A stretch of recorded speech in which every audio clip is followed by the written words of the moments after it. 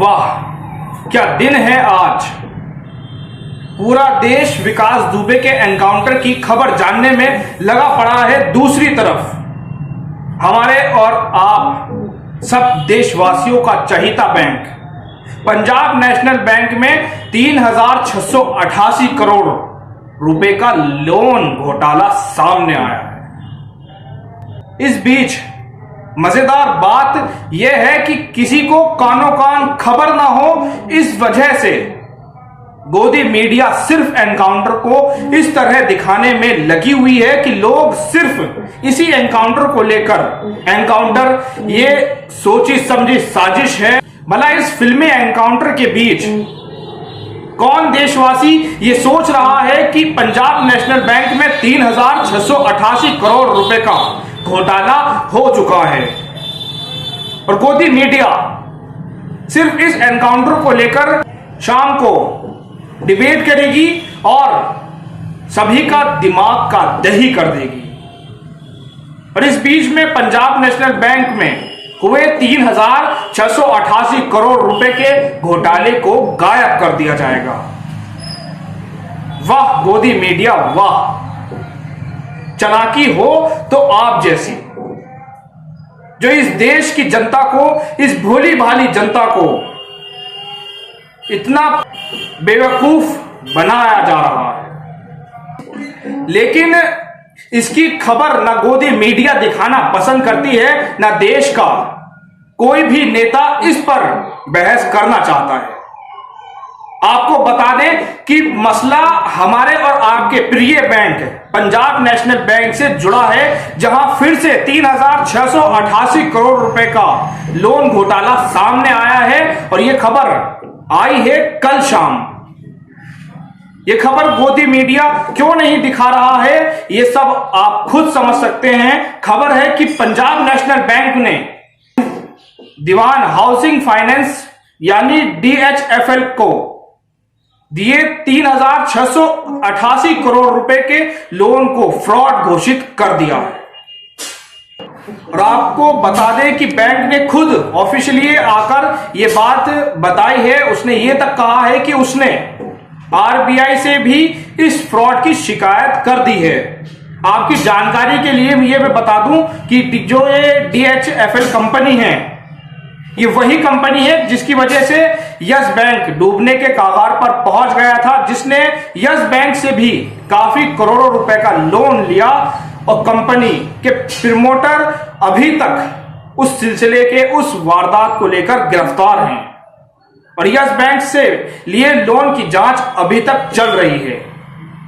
लेकिन यहां दिलचस्प बात यह है कि इतना बड़ा मुद्दा टीवी चैनलों से गायब है। इन्हें सिर्फ सपना चौधरी के डांस, सैफ अली खान कहां हैं ये दिखाना, और एनकाउंटर क्यों हुआ, कैसे हुआ, कहां हुआ, ये साजिश है, ये क्या है, इसके ऊपर डिबेट करना। एनकाउंटर क्यों हुआ, कैसे हुआ, इसके ऊपर डिबेट करनी है, या इतिहास के ऊपर फालतू का मुद्दा उठाकर उस पर डिबेट करनी होती है। इसको ना जनता की फिक्र है, ना जनता के ऊपर हो रहे इतने अत्याचारों की फिक्र है। देश का चौथा स्तंभ कहलाने वाली आज मीडिया इस कदर की गिर चुकी है कि उसको किसी चीज की परवाह नहीं है। सच्चाई दिखाने से तो कोसों दूर पहुंच गई है ये गोदी मीडिया। सिर्फ सत्ताधारी पार्टियों के तलवे चाटने में लगी हुई है।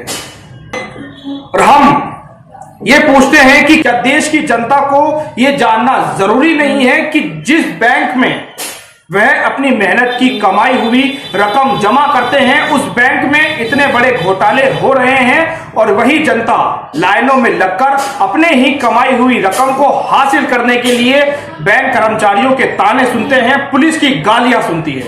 और हमारा ये कर्तव्य था कि हम अपने देश की जनता को उसको सच दिखाएं, उसके साथ हो रहे धोखे की खबर उस तक पहुंचाएं।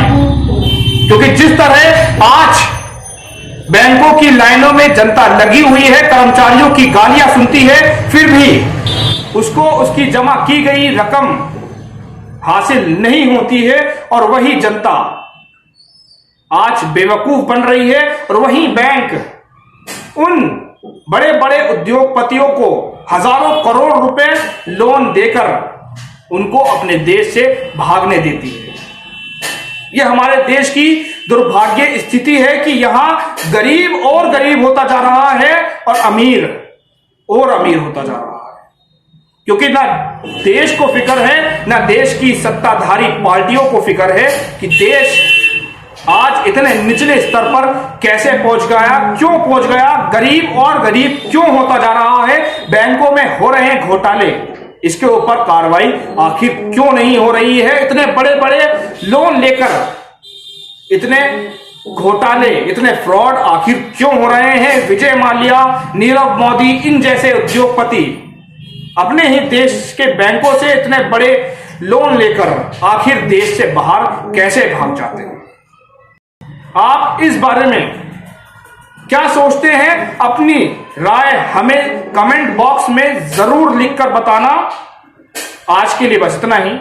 धन्यवाद।